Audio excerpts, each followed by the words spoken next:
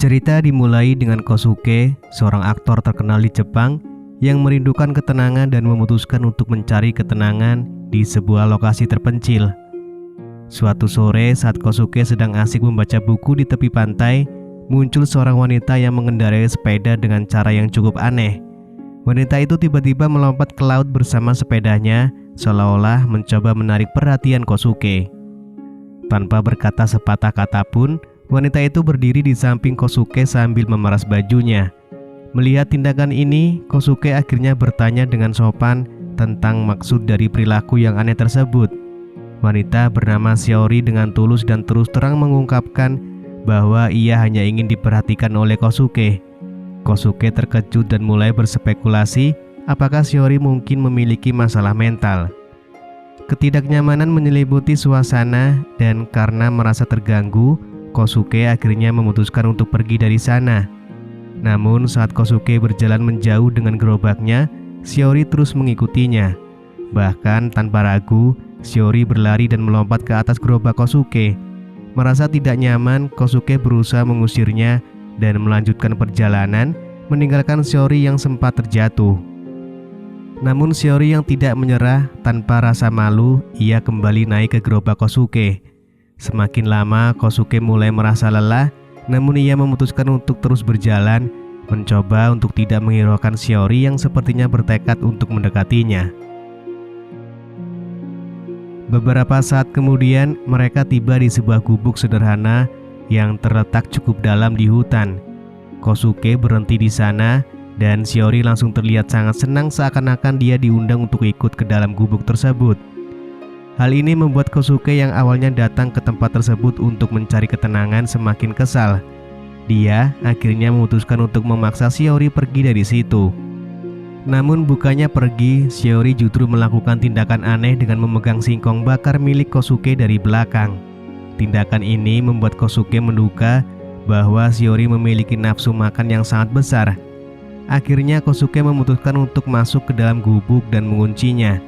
Tidak lama setelah itu, Shiori memutuskan untuk pulang, tetapi sebelum pergi, dia berteriak kepada Kosuke bahwa ia tidak akan bisa melarikan diri dari pantauannya. Keesokan paginya, Kosuke yang sedang menyeduh kopi didatangi oleh temannya yang bernama Ahmed, yang memang seorang ahli kelistrikan, dan dipanggil untuk memperbaiki listrik di gubuk tersebut. Setelah berhasil menyelesaikan masalah di gubuk, Kosuke dan Ahmed memutuskan untuk bersantai dengan ngopi di sebuah kafe yang kebetulan dimiliki oleh seorang teman mereka. Ketika mereka tiba di kafe tersebut, Kosuke kaget karena menemukan Shiori bekerja di sana sebagai pelayan. Shiori langsung meminta maaf kepada Kosuke atas tindakannya sebelumnya, dan Kosuke dengan bijak memaafkannya. Namun saat mereka tengah berbincang-bincang di kafe, terjadi perubahan aneh dalam perasaan Kosuke. Entah kenapa, ia mulai merasa tertarik pada Shiori yang sedang bekerja di sana. Pada malam harinya, Shiori mencoba merayu bosnya agar mau bermain futsal bersamanya. Bosnya tertarik dengan tawaran tersebut, dan mereka berdua bermain dengan penuh semangat. Bosnya menunjukkan kemampuannya dalam menjebol gawang, membuat Shiori terkesan dengan permainan bosnya. Keesokan harinya, Kosuke pergi berbelanja sayuran di pasar. Namun ketika ia kembali ke gubuknya, ia terkejut melihat sebuah mobil yang tidak ia kenali terparkir di depan gubuknya. Saat ia masuk ke dalam, ia menemukan Shiori sedang bermain futsal dengan seorang pria yang sama sekali tidak dikenal oleh Kosuke. Kosuke semakin yakin bahwa Shiori memang wanita aneh. Namun ia tetap menyaksikan Shiori yang sedang asik bermain futsal.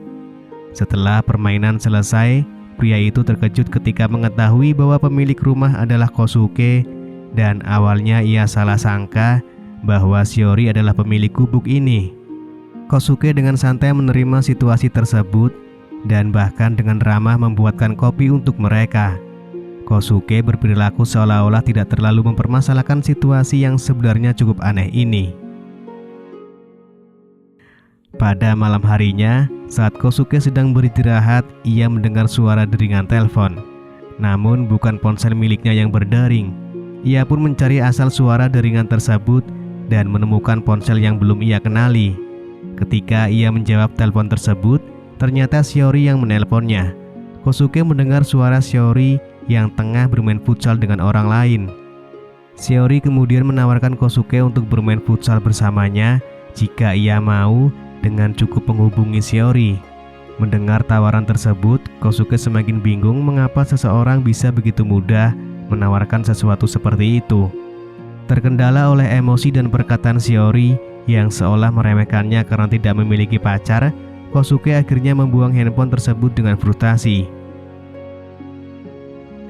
Lalu keesokan harinya, Kosuke tengah asik berurusan dengan kegemarannya, yaitu merapikan halaman di sekitar rumahnya. Tak lama kemudian, Shiori mendatangi dan meminta bantuan untuk mengambil handphone yang tertinggal di rumahnya. Kosuke menjawab bahwa ia sudah membuang handphone tersebut pada malam sebelumnya.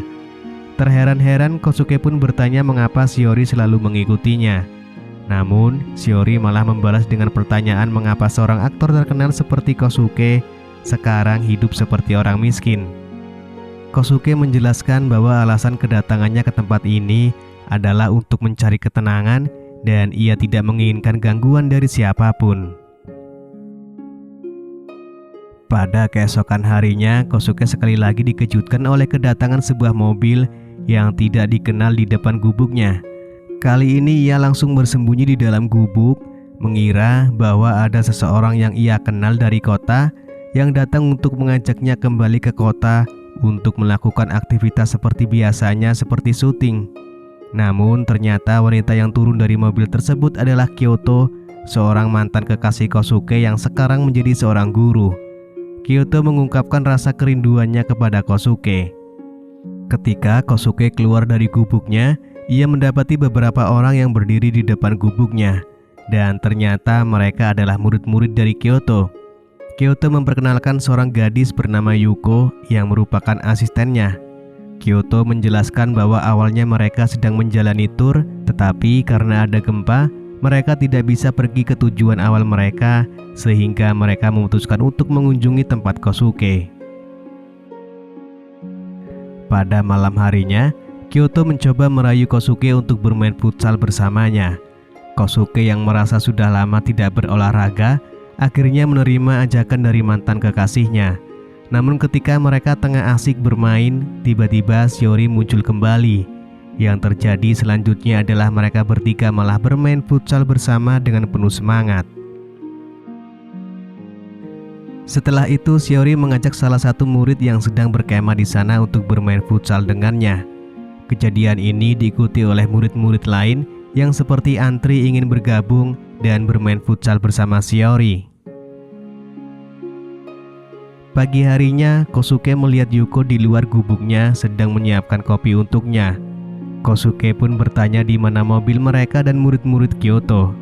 Ternyata mereka semua sudah pergi, dan ketika Kosuke menanyakan mengapa Yuko tidak ikut bersama mereka, Yuko menjawab bahwa ia ingin tinggal bersama Kosuke. Kosuke segera memintanya untuk tidak mengganggunya karena ia hanya ingin beristirahat di sana. Tidak lama setelah Yuko pergi, Shiori muncul kembali dan mengajak Kosuke untuk bermain futsal dengannya.